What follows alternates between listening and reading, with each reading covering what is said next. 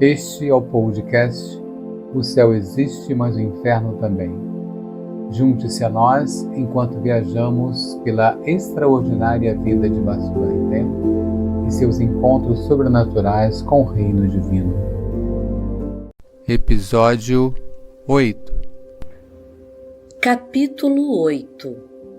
A Pomba. Quando Deus abriu bem diante dos meus olhos o livro da minha vida, este mostrava apenas códigos e símbolos com sinais enigmáticos, cujo sentido eu jamais conseguiria entender se ele não tivesse me explicado em meu intelecto. Deus, portanto, preferiu mostrá-los em uma visão.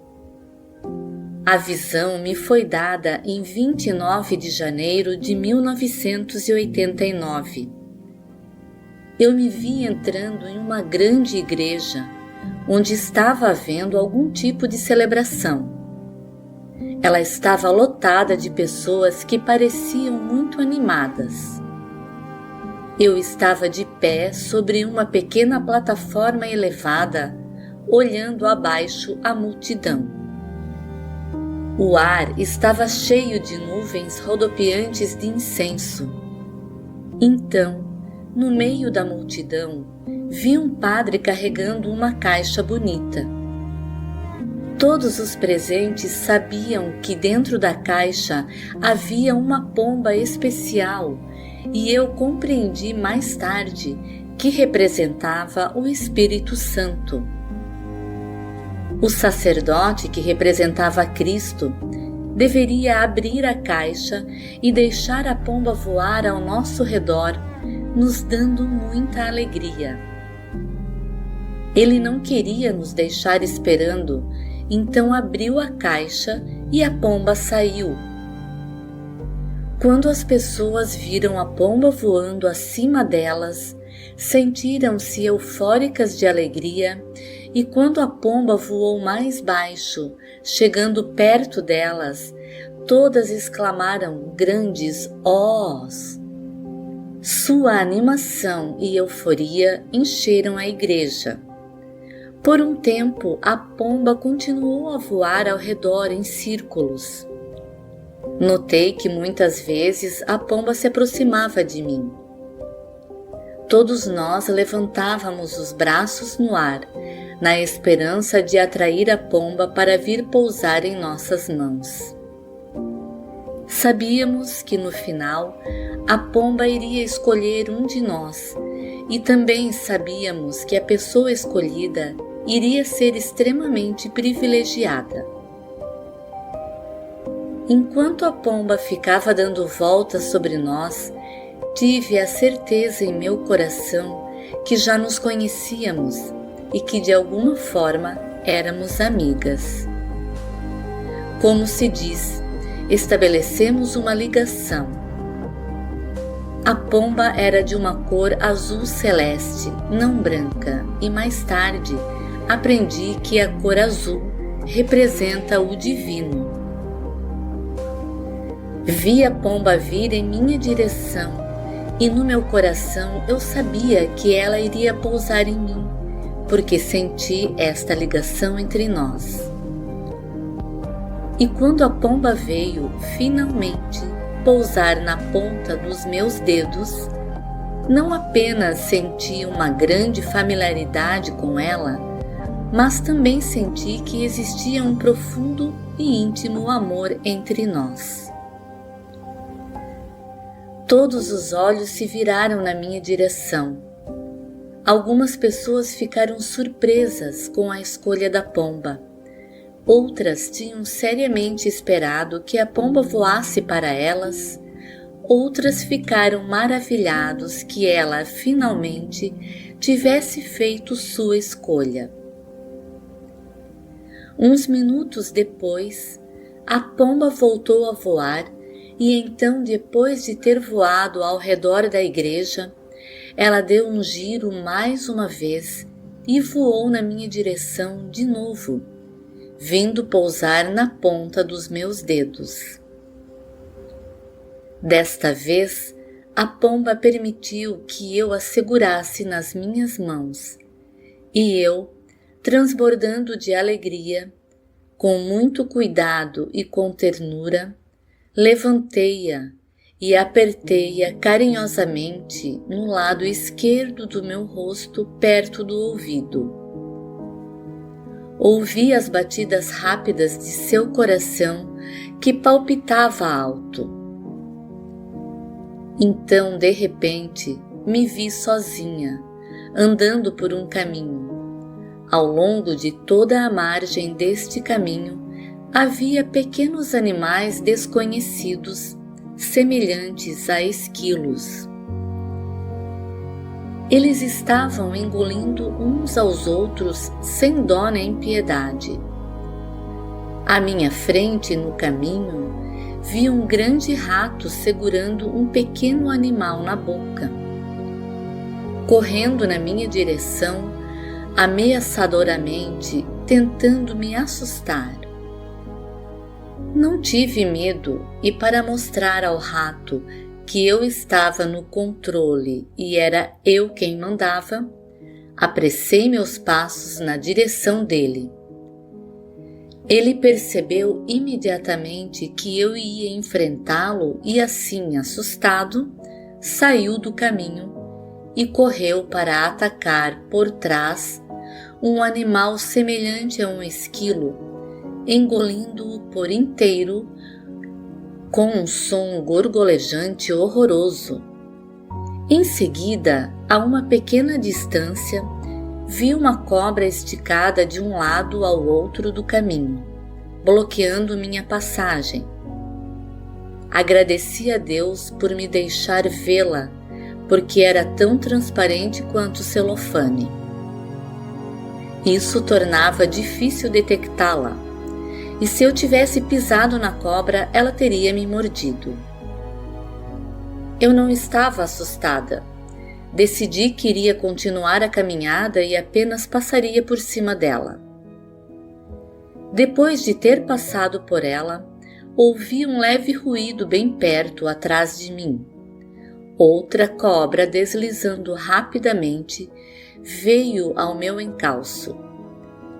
Era completamente diferente da primeira e eu sabia que esta era agressiva e pronta para atacar, não importava o que. Era transparente também, apenas com um pequeno desenho escuro em zigue-zague no dorso. Devia ter quase uns 3 metros de comprimento e era tão fina quanto um dedo. Me senti encurralada, mas imediatamente algo maravilhoso aconteceu. Deus veio em meu socorro e me levitou bem acima do chão. No entanto, eu ainda estava aflita porque percebi suas más intenções e pensei que ela poderia se empinar e me alcançar. Nesse momento, meu Pai Celeste rapidamente me levantou para frente, como se empurrada pelo vento, passando-me com segurança por cima das cobras e pondo-me no chão, perto de uma amiga minha. Minha amiga e eu estávamos agora em pé no final do caminho, de frente para um muro. Não estávamos com medo, mas ouvi alguma coisa e virei minha cabeça ligeiramente para a direita, onde vi a primeira cobra que tinha bloqueado o caminho. Compreendi que estava à procura de comida e até aquele momento não tinha ainda nos visto. Minha amiga não tinha visto a cobra, então sussurrei: "Não se mexa, fique parada." Não contei a ela sobre a cobra, caso ela reagisse e chamasse sua atenção. Então vi a cobra longa e fina chegar e se aproximar da primeira. Rapidamente e com grande ferocidade, a primeira cobra atacou a fina, não lhe dando chance de se defender, e a engoliu com um som gorgolejante e repulsivo. Senti-me aliviada e segura, sabendo que agora a cobra estava satisfeita e iria querer apenas dormir, deixando-nos assim em paz e fora de perigo. Então acabou a visão. Não entendi muito bem essa visão, mas com o tempo Deus começou a me revelar o significado de cada coisa. A pomba, simbolicamente, representa o Espírito Santo.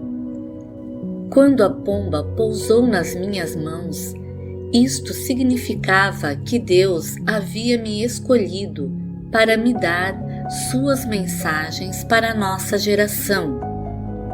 Uma missão especial a ser executada em vida.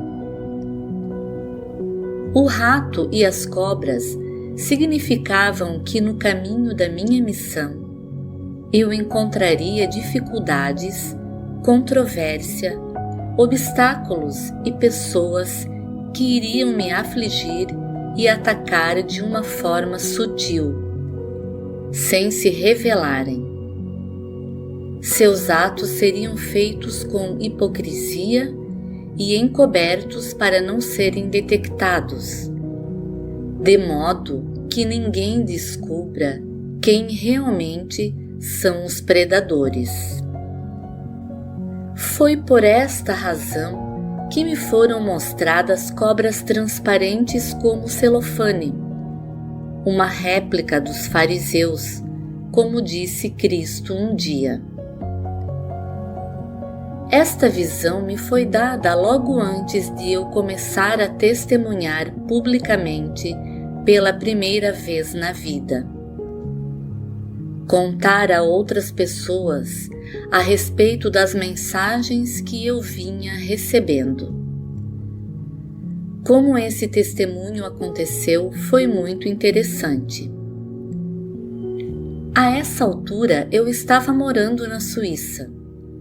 Um dia eu estava numa reunião, prestes a sair, quando uma senhora idosa que tinha uma corcunda e que havia sido no passado uma freira, se aproximou de mim e perguntou com uma voz doce e frágil: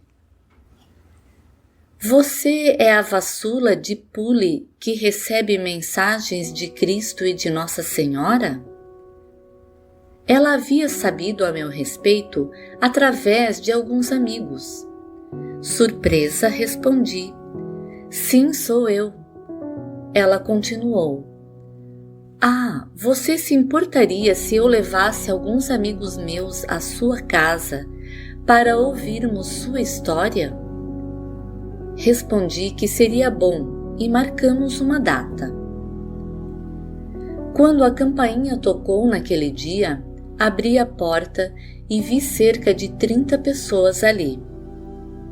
Nosso apartamento era minúsculo e elas lotaram a sala de estar, espalhando-se pelo corredor todo até a cozinha. Fiquei repleta de alegria. Comecei a contar minha história e expliquei como tudo começou. Primeiro com o meu anjo, depois com Deus Pai, depois com Jesus e a Virgem Maria. Todos escutaram em silêncio, com muita atenção, balançando a cabeça de vez em quando, mostrando compreensão e aprovação. Uma senhora sentada no lado oposto ao meu se apresentou. Ela organizava peregrinações a locais importantes onde haviam ocorrido aparições sagradas, especialmente as recentes. No final da minha apresentação, ela imediatamente começou a falar, obviamente muito entusiasmada. Com um brilho nos olhos, ela disse: "Esse é um belo testemunho e a mensagem parece tão importante." Todos concordaram, acenando com a cabeça. Juntos conversaram a respeito de se encontrar um lugar onde eu poderia compartilhar ainda mais as mensagens de Nosso Senhor. Depois ficou decidido que teríamos esta reunião maior no salão paroquial de uma igreja local. Elas tinham falado com o sacerdote e tinham recebido sua permissão e disseram que iriam fazer o trabalho de divulgação do evento. Cerca de um mês antes dessa primeira reunião pública, vi Nosso Senhor por perto, de pé, enquanto eu estava na minha cozinha. Ele olhou para mim quando passei perto dele na porta da cozinha e falou baixinho: Estou enviando você agora como uma ovelha entre os lobos. Então desapareceu. Lembrei-me da minha visão da pomba e considerei as palavras de Jesus como um aviso. Esta era uma confirmação de que não ia ser fácil para mim. Não posso dizer que não tinha sido avisada diversas vezes por Deus de que o apostolado iria passar por duras provações. À medida que se aproximava o dia do meu primeiro testemunho em público, me invadiu uma tentação. Comecei a me perguntar: será que perdi a minha liberdade? Percebi que a minha vida despreocupada do passado estava desaparecendo. Eu estava abandonando certos amigos e abrindo mão de meus passatempos favoritos, tênis e pintura. Estava perdendo o interesse em ir a festas e jogar bridge. Eu estava perdendo o interesse por tudo que levasse meu pensamento a ficar longe de Deus. Eu costumava debochar de pessoas assim, mas seria possível que eu estivesse começando a me parecer com elas? Será que eu estava me tornando uma fanática? Uma carola? Como eu costumava pensar a respeito de pessoas assim? Será que eu estava perdendo minha liberdade e sendo forçada a viver uma vida do bem, ao invés de fazer apenas o que eu quisesse? Como eu sabia que ninguém pode esconder seus pensamentos de Deus, levei o assunto a Nosso Senhor. Eu lhe disse que no início, antes que ele se aproximasse de mim, minha vida tinha sido mundana, mas alegre e pacífica. Eu não tinha cuidados nem preocupações. No entanto, comecei a sentir que a palavra de Deus começava a pesar em mim. Era essa responsabilidade que estava pesando em mim, especialmente quando Deus me dizia de vez em quando: Estou confiando a você minha mensagem. Sua palavra, meu Deus, é tão pesada. Onde está minha liberdade agora? Nosso Senhor respondeu como um pai paciente e disse: Eu, o Senhor, farei você saber o que é liberdade. Escreva: liberdade é quando a sua alma se solta das solicitudes terrenas e voa na minha direção, para mim. Eu, Deus, vim e libertei você. Você está livre agora. Quando você estava presa ao mundo, Vassula, você era uma prisioneira de todas as suas tentações, mas a sua alma agora, como uma pomba, foi libertada. Você estava engaiolada, minha amada, engaiolada. Deixe sua alma voar livremente. Deixe-a sentir esta liberdade que eu dei a todas as minhas almas. Mas quantas delas recusam esta graça que eu ofereci? Não se deixe ser pega novamente amarrada e engaiolada. Eu a libertei. Levaria tempo, mas eu estava aprendendo.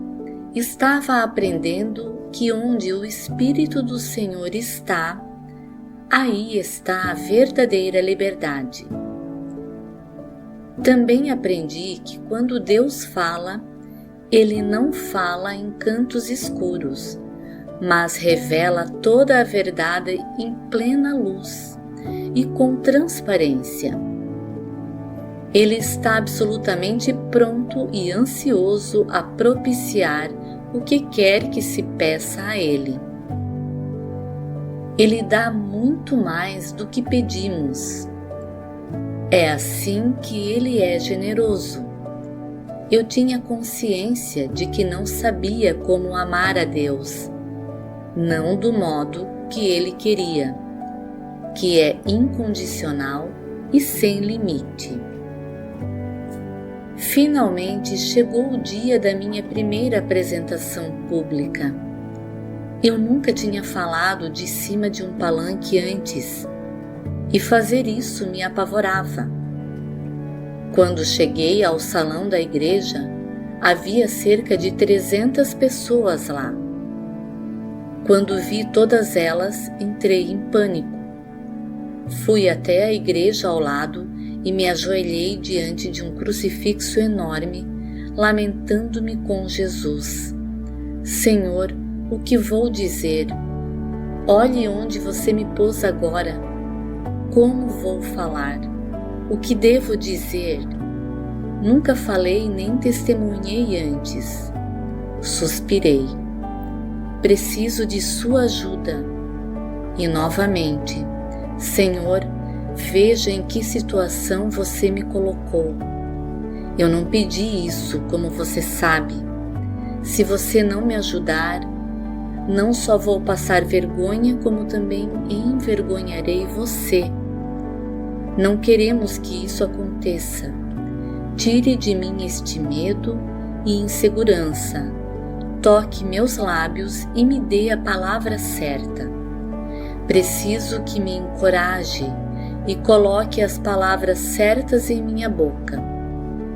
Preciso de seu Espírito Santo de graça para ser capaz de glorificá-lo e não ridicularizá-lo.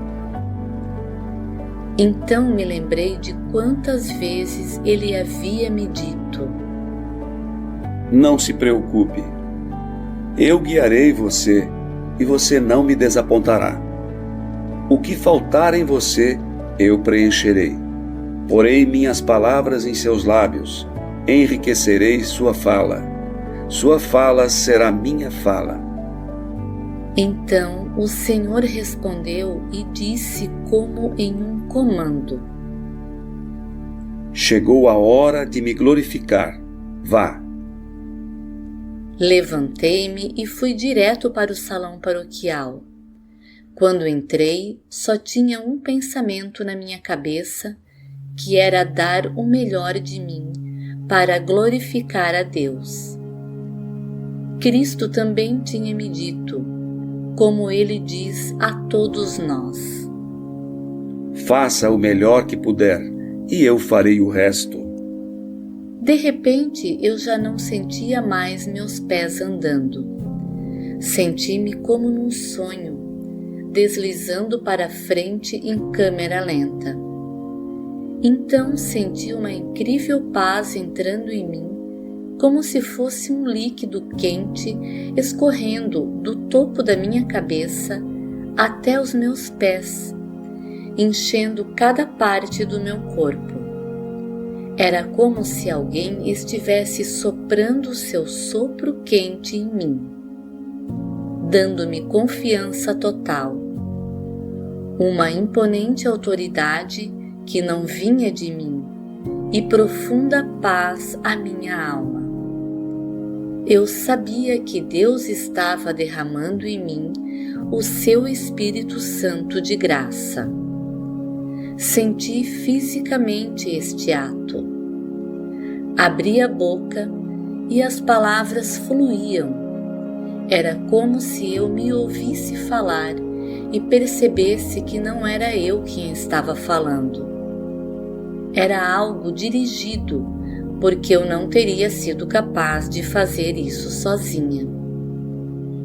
Muitas pessoas ficaram comovidas e depois da minha palestra, minha prima disse: "Vassula, nunca vi você assim antes.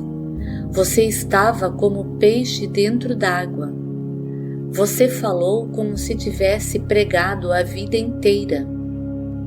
Ela sabia que eu nunca tinha estudado qualquer catecismo, nem teologia, nem falado em público antes.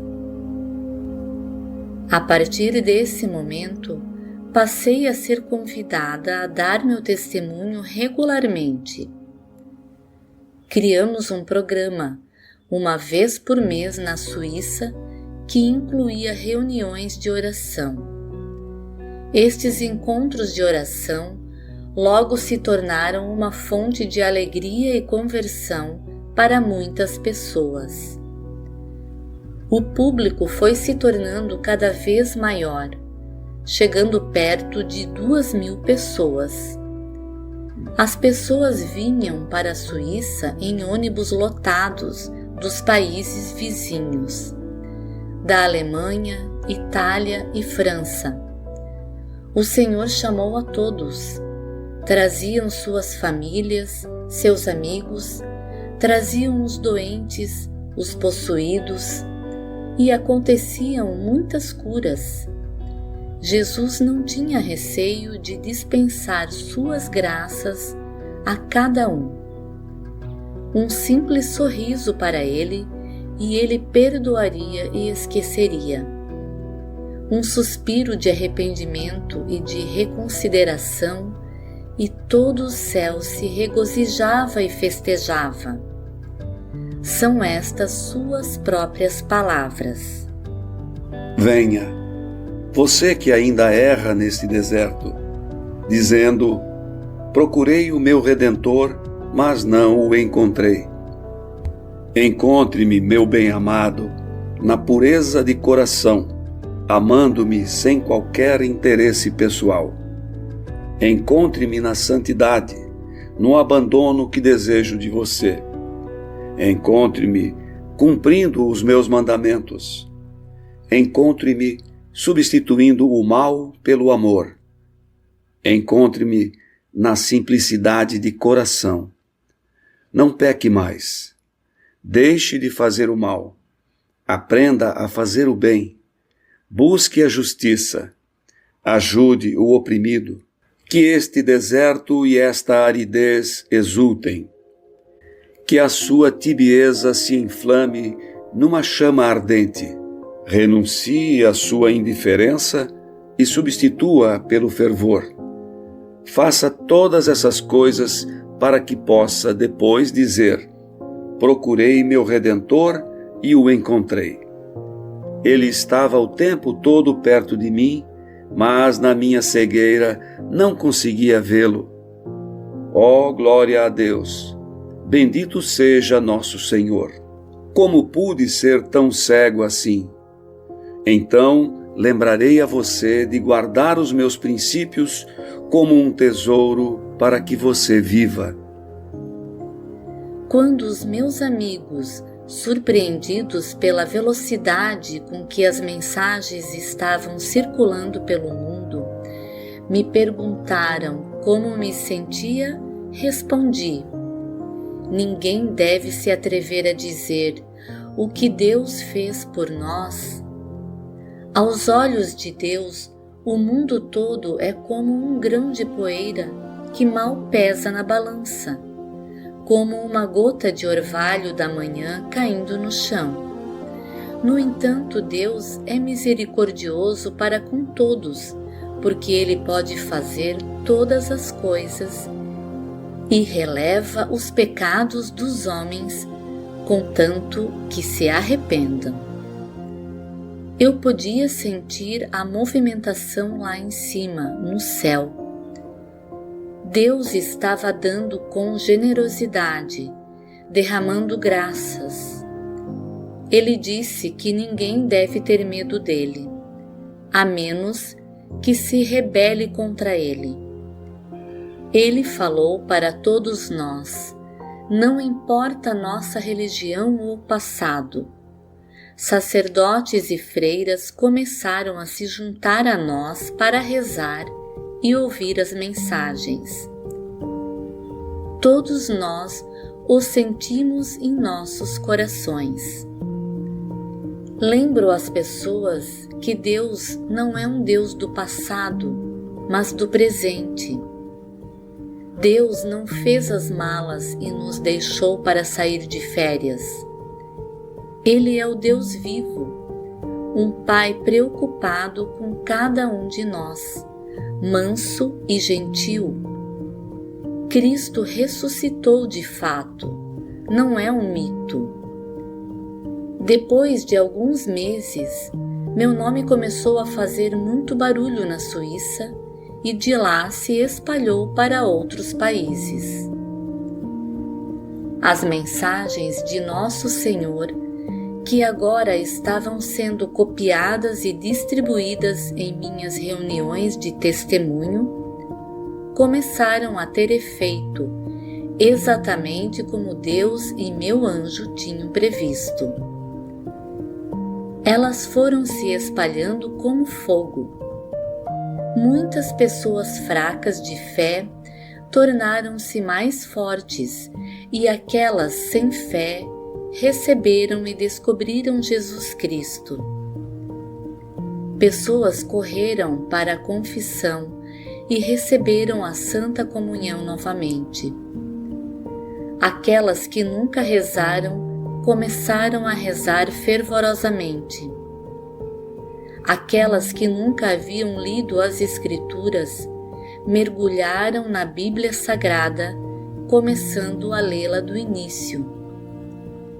Aquelas que haviam abandonado suas igrejas por esta ou aquela razão, voltaram para suas igrejas, redescobrindo os sacramentos e redescobrindo Deus Todo-Poderoso. Deus estava escancarando as portas de suas reservas celestiais, permitindo que as pessoas que estavam espiritualmente famintas provassem e comessem este maná celestial para renová-las e curá-las. Onde quer que ele encontrasse pessoas espiritualmente mortas, sem hesitar as ressuscitava, desde que seus corações estivessem abertos à sua graça. Ele estava pronto para perdoar e esquecer.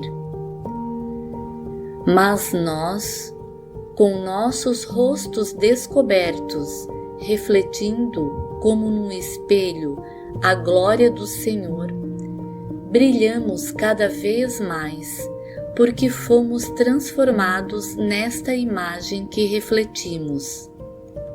Esta é a obra do Senhor, que é Espírito. Como a notícia continuou a se espalhar, por fim chegou aos ouvidos do bispo de Friburgo. Ele recebeu cartas contando sobre os grandes encontros de oração, dizendo como eram maravilhosos e pedindo a ele que se encontrasse comigo. Antes de concordar, no entanto, o bispo achou prudente pedir a um padre, um teólogo, que era de origem inglesa, para investigar a questão e estudar o conteúdo das mensagens. O teólogo me contatou e, acompanhado de outro padre, nos encontramos em minha casa. Num determinado momento de nossa conversa, de repente ele parou de falar. Seus olhos estavam fixos em mim e ele ficou assombrado. Seu companheiro lhe perguntou: "Você está vendo alguma coisa?" Ele respondeu: Estou vendo o rosto de Cristo no rosto dela. Ele está usando sua coroa de espinhos e está sorrindo com tristeza para mim. Este fenômeno, que eu explico em capítulos posteriores, era um sinal que Jesus dava e eu pessoalmente não tinha controle sobre ele. Aconteceu muitas vezes. O padre me perguntou: por que Cristo está se mostrando para mim? E por que ele está triste? Eu disse a ele que honestamente eu não sabia. Quando saiu, levou cópias dos meus cadernos para estudar, como havia prometido ao bispo. Alguns dias depois, me escreveu dizendo que não havia encontrado nada em nenhuma das mensagens que fosse contra a fé católica e que tudo o que havia lido estava conforme as Escrituras e a tradição católica. Ele disse que havia encontrado humildade e amor nos escritos.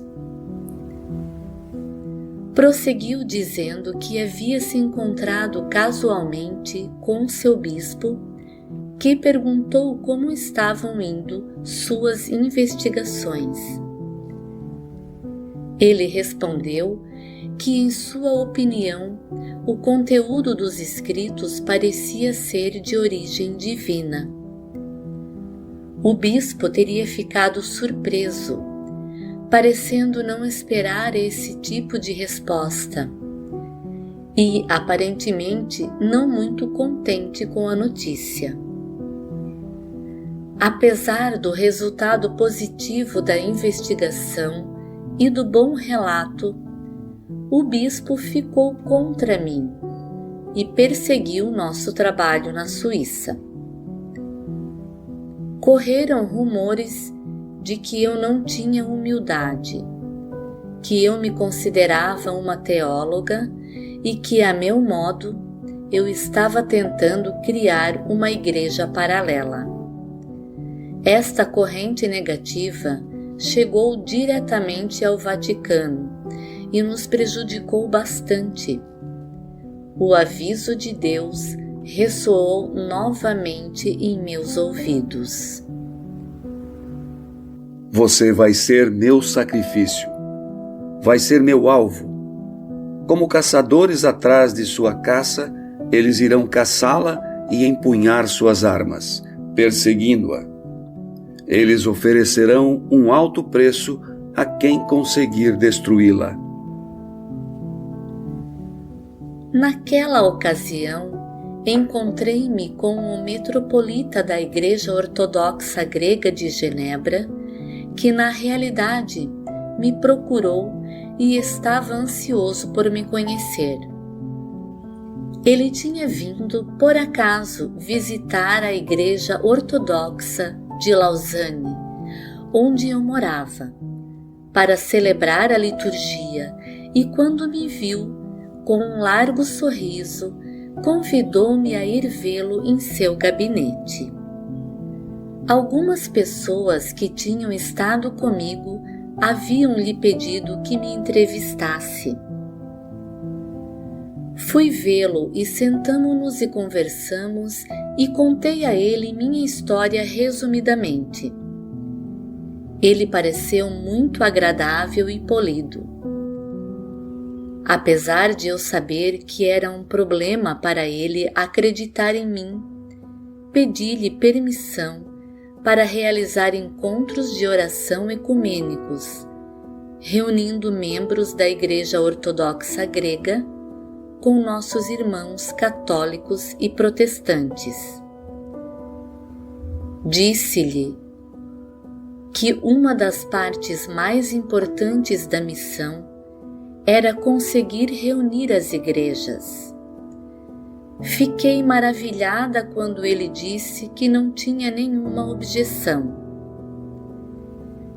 Infelizmente, nosso bom relacionamento não durou, já que o bispo de Friburgo estava trabalhando para acabar de vez com nossas reuniões de oração. Os padres que haviam participado dessas reuniões não conseguiam entender a decisão do bispo, mas eram obrigados a aceitar sua autoridade. Mas as mensagens continuaram a ser divulgadas mesmo assim. Uma noite, o Senhor me deu uma visão. Vi uma enorme cobra que mais se parecia com uma anaconda gigante. Na realidade, era ainda maior. Sua cabeça era maior que a de um grande cão. Fiquei apavorada, além do que se possa imaginar, porque a cobra se entrelaçou em mim. A cabeça da cobra chegou perto e vi suas presas. Aproximou-se de minha mão direita e com sua boca prendeu 3 dos meus dedos, exatamente os dedos usados pelos cristãos ortodoxos para fazerem o sinal da cruz. A cobra prendeu os dedos bem apertado, sugando-os com força até que doeram tanto que a dor me fez acordar. A dor era real, já que continuou por algum tempo. No dia seguinte ao pesadelo, eu deveria falar em uma reunião organizada pelo Grupo de Oração de Genebra. Era durante a Semana da Unidade, 18 a 25 de janeiro, e nossa reunião foi programada para o início da tarde. No mesmo dia, o metropolita ia realizar uma reunião em sua igreja, mas ao final da tarde, depois do meu evento. Agendamos propositadamente nossa reunião de modo a não ocorrer no mesmo horário da dele.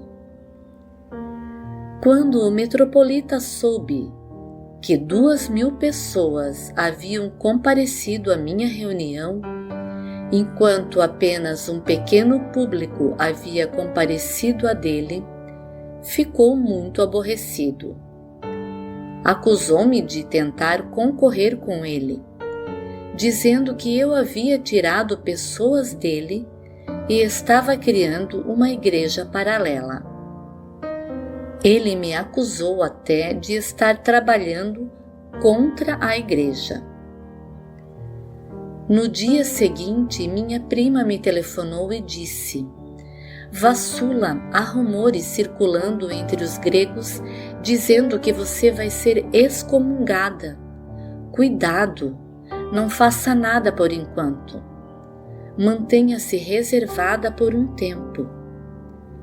Perguntei a ela: com base em que eles iriam me excomungar? Não sabemos quais serão seus argumentos, mas com certeza não gostam da popularidade das suas reuniões. O que há de errado em ter reuniões de oração? Eles estão tentando impedir as pessoas de se reunirem para rezar? Alguns dias depois, recebi um telefonema de Beatrice, a amiga que me acompanhou na viagem a Diangue, em Bangladesh, que havia vindo para a Suíça também e assumido uma função no Conselho Mundial de Igrejas, em Genebra. Ela me disse: alguns teólogos daqui viajaram para visitar o Patriarca Ecumênico de Constantinopla para discutir algumas questões com ele. Eles vão também se encontrar com diversos integrantes da Cúria Romana do Vaticano. Você se lembra de que uma vez eu falei com você sobre um padre ortodoxo daqui que acredita nas suas mensagens? Bem, sua mulher andou lendo as mensagens e também acredita. Ela é teóloga e está muito assustada porque algumas pessoas que trabalham aqui querem prejudicar você. Na viagem para Constantinopla, um padre ortodoxo mostrou a ela a pauta que será discutida no patriarcado e disse: olhe, sobre esta vassula, aquela que se faz passar por teóloga, eles vão discutir a questão com o patriarca para excomungar nossa suposta teóloga. Recebi a notícia e perguntei a Deus: se é assim que você quer, que seja assim. Mas se você não concorda, não deixe que aconteça. Entreguei-me inteiramente à sua vontade. Eu sabia do impacto que as mensagens já estavam tendo e com que maldade o demônio queria me fazer parar e queria criar divisão entre mim e os líderes da igreja para limitar meu alcance. Meu coração de repente se encheu de alegria. Bati o telefone e dei um pulo no ar e fiquei saltando ao redor, dançando de alegria, rindo e dizendo: como é maravilhoso ser temida por Satanás! Isto significa que o que eu estou levando comigo é terrível para Satanás, uma ameaça real contra ele. Uau! Como é maravilhoso ser seu inimigo perigoso e trabalhar para Deus! Como é maravilhoso ser instrumento de Deus para combater o demônio que quer destruir a igreja. Rejubile-se. O pesadelo da cobra tornara-se realidade. A imensa cobra queria destruir os 3 dedos que eu usava para fazer o sinal da cruz. Em outras palavras, me excomungar. Mas quando aconteceu a reunião em Constantinopla, foi como se nada tivesse acontecido. Eles voltaram sem uma declaração e a coisa toda morreu. Alguns clérigos da Igreja Ortodoxa Grega, no entanto, chegavam a mim e diziam: você tem família, não tem? Então vá, minha boa mulher, e sirva a seu marido e a sua família. Cuide de seus afazeres domésticos e da cozinha. Deixe esses assuntos de igreja conosco. No dia do julgamento, eu respondia: você não estará no meu lugar para responder por mim se eu fosse escutá-lo. O Senhor vai pedir a mim para prestar contas por não ter obedecido a Ele e por não ter feito as coisas que Ele me comunicou e me ordenou fazer. Já percebeu a falta de fé generalizada e as pessoas que estão deixando as igrejas? Isso não é um sinal suficiente para você? A vinha do Senhor foi negligenciada e secou, e por esta razão, Cristo, para mostrar sua autoridade e seu poder, está chamando os ninguéms como eu para formá-los e usá-los como seus instrumentos, para cristianizar uma sociedade descristianizada. Cristo saiu de seus ícones para reformar sua igreja e restaurá-la. É Ele quem irriga de novo sua vinha. É Ele quem fará as igrejas se reconciliarem umas com as outras e trazer a paz a este mundo. Cristo é conhecido por tirar a visão daqueles que alegam ver e dar a visão àqueles que não veem. Eles diziam então: Se você é enviada por Deus, prove sua humildade ocultando-se, e a todas essas declarações, pare de se mostrar e exibir as suas declarações pelo mundo afora.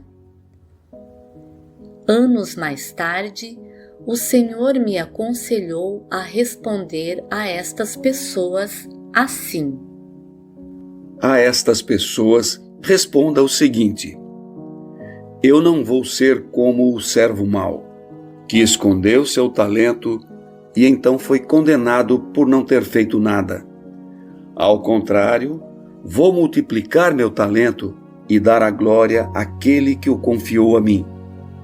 Eu transmitirei, não só para esta geração, esta prodigiosa maravilha, mas os anjos levarão as palavras de Deus e continuarão a divulgá-las como uma chuva de sementes lançadas do alto a todas as futuras gerações, para renovar a criação de Deus e embelezar a igreja, para adoçar as bocas de seus filhos e abrir suas bocas para louvá-lo, para abrir seus olhos e torná-los capazes de examinar seus corações. Sou inteiramente selada pelo divino nome de nosso Senhor e não tenho medo. Sou seu livro sonoro declarando as mesmas verdades que o Senhor nos transmitiu. Então, nada é novo. Não tenho nada de novo que venha de mim, irmãos, mas tudo o que me é dito provém do conhecimento divino e da boca do Deus Trino. Isto é o que você tem que falar a eles em meu nome. O Senhor havia dito no passado: Vassula, você passará por duras provas. Quando eu vejo tantas de minhas almas sacerdotais negarem meus sinais e minhas obras, e como tratam aqueles a quem eu dei minhas graças para lembrar ao mundo que estou no meio de vocês, eu sofro. Elas negam minhas obras, criando assim desertos, ao invés de tornarem a terra fértil. Vendo como nosso Senhor estava aborrecido com eles, ousei responder, e então, para justificá-los, disse: Senhor, se eles negam suas obras, deve haver razões para isso. Ele respondeu: Espiritualmente eles estão mortos. Eles próprios são desertos. E quando vislumbram uma flor nesse grande deserto que eles fizeram, correm para ela e a esmagam, destruindo-a. Por quê? Por quê? É uma coisa desajustada no deserto deles. Eles querem garantir que seu deserto permaneça árido. Não encontro nenhuma santidade neles, nenhuma. O que eles têm a me oferecer? Consegui dizer: proteção, Senhor, proteção para que sua palavra não seja distorcida. Imediatamente ele disse: Não, eles não estão me protegendo. Eles estão me negando como Deus. Negam minha infinita riqueza, negam minha onipotência, estão se comparando a mim. Você sabe o que eles estão fazendo? Estão promovendo o paganismo, estão multiplicando os meus flageladores, estão aumentando a surdez espiritual. Eles não estão me defendendo, estão me ridicularizando. Eu quis, apesar de suas negações, ajudá-los, de modo que, por sua vez, eles ajudassem e apacentassem meus cordeiros. Fiquei triste por Deus. Ele respondeu: Amada, aflija-se pelo mundo e pelo que ele se tornou. Isto não quer dizer que todo o clero ou líderes de igreja sejam ruins. Há muitos que são bons e muitos que estão fazendo a vontade do Senhor. De fato, Deus compara os pastores em algumas mensagens a Caim e Abel. Caim não era agradável a Deus, porque não estava fazendo a vontade de Deus. Mas Abel estava. Eu estava começando a viver a visão da pomba, percorrendo o caminho difícil e perigoso que eu tinha visto naquela visão.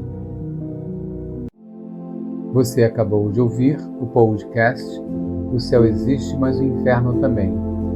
Junte-se a nós amanhã para um novo episódio.